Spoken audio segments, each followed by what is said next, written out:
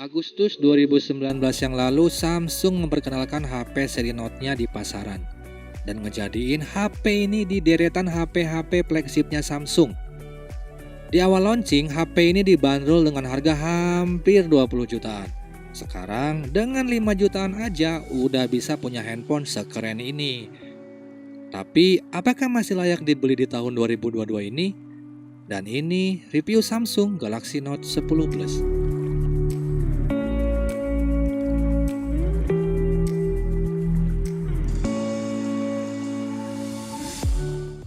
Ngomongin soal desain HP ini hampir sama seperti pendahulunya yaitu Note 9. HP ini juga punya desain yang serupa dengan layar melengkung di pinggir kiri dan kanannya.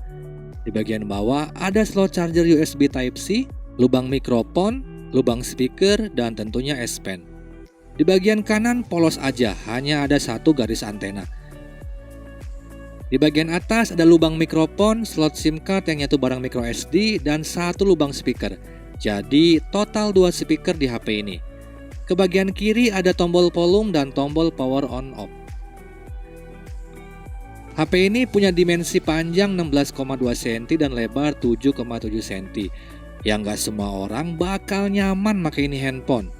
Kalau digenggam satu tangan rasanya itu gimana gitu. Ini cuma faktor keterbiasaan aja sih, dan lama-lama pasti bakal terbiasa juga. Kalau mau bawa handphone ini, saya lebih saranin masukin ke tas kecil aja atau ke pouch. Karena kalau dikantongin di saku celana itu enggak banget. Kelihatan ngejendol dan bakal nggak nyaman kalau dipakai sambil beraktivitas. Oh ya, HP ini udah punya sertifikasi IP68, jadi nggak perlu khawatir kalau kena cipratan air atau diajak berenang sekalipun. Layar dan back cover HP ini terbuat dari kaca dan udah dilapisin Corning Gorilla Glass 6 yang gampang banget ninggalin bekas sidik jari. Premnya berbahan aluminium dan jelas premium pas dilihat dari sisi mana aja. Udah bukan hal aneh lagi kalau Samsung terkenal dengan layarnya yang gonceng. Di layar 6,8 inch ini Samsung pakaiin layar terbarunya yaitu Dynamic AMOLED dengan resolusi Quad HD 1440 x 3040 pixel dan udah support HDR10 Plus juga. Ada pengaturan untuk nurunin resolusi layar supaya baterai jadi lebih hemat daya. Ada 3 pilihan resolusi yaitu HD+, Full HD+, dan Quad HD+. Unit yang saya review ini keluaran AU. AU sendiri adalah merek ponsel yang dijual di tanah kelahiran kakek Sugiono sana. Secara spesifikasi ada beberapa perbedaan. Perbedaan yang paling jelas adalah penggunaan prosesornya, di mana di AU menggunakan Snapdragon 855 dan yang dijual resmi di Indonesia menggunakan Exynos 9825 dengan pabrikasi yang sama yaitu 7 nanometer. Sedangkan GPU yang digunakan Adreno 640 dan yang dijual resmi di Indonesia menggunakan Mali G76 MP12. Awal diluncurkan HP ini dibekali Android 9 dengan kostumisasi One UI 3.1. Sampai HP ini saya review udah update ke Android 11 dan udah tersedia update lagi ke Android 12 dengan One UI 4.0. Untuk besaran RAM atau memorinya sendiri sebesar 12 GB dengan kapasitas penyimpanan internal 256 GB.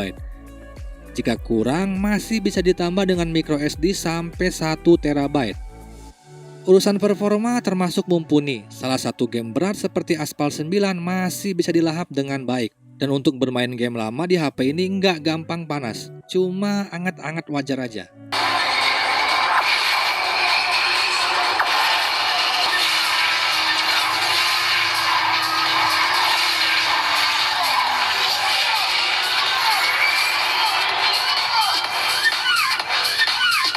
Hal yang sama seperti di Sony Xperia 5, setup kamera di HP ini saya sangat suka. Dengan layout vertikal dan penempatan kameranya di pinggir.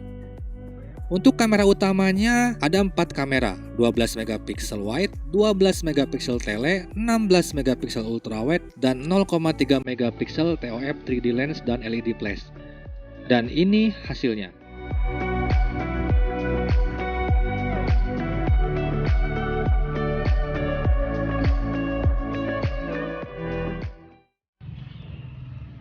Ini adalah hasil perekaman kamera utamanya.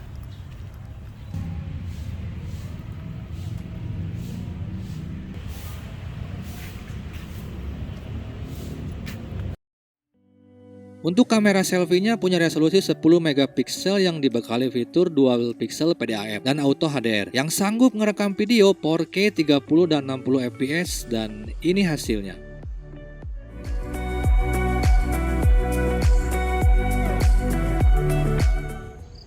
Ini adalah hasil perekaman kamera depan. Oke, sambil berjalan.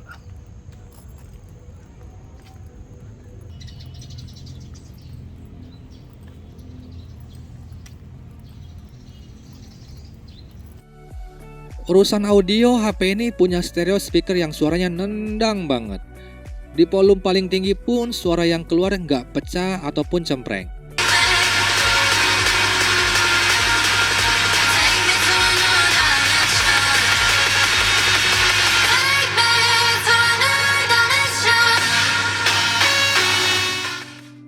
Urusan konektivitas, ada WiFi terbaru di HP ini yaitu WiFi 6 dan Bluetooth 5 aptX yang cocok dikawinin dengan TWS yang udah support Bluetooth aptX juga. Buat yang nyari di mana fingerprintnya, HP ini punya fingerprint under display atau di bawah layar yang responnya cepet banget. Tangan keringetan atau basah sekalipun sensornya cepet banget ngebaca sidik jari. Lanjut urusan baterai, HP ini punya baterai Li-ion dengan kapasitas 4300 mAh dan fast charging 45 watt.